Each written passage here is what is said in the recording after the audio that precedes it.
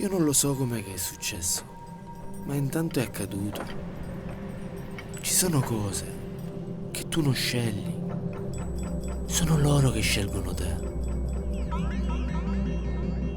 Il Marranzano.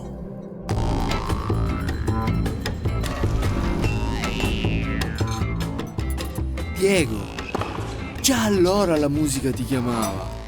Adesso a 40 anni non puoi più aspettare.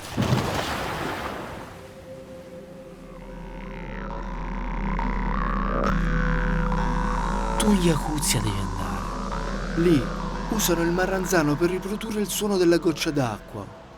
Un modo per pensare che il ghiaccio si sta sciogliendo e la primavera sta arrivando. In Yakuzia dicono che il marranzano suona la felicità. Iya, hakaskan ordum. Kuru beyan te jehret sebara cuy varım. Диего Панарелла и переводчик Лена Шишигина. Диego Pascal Panarella. Ma la Yakuzia esiste per davvero?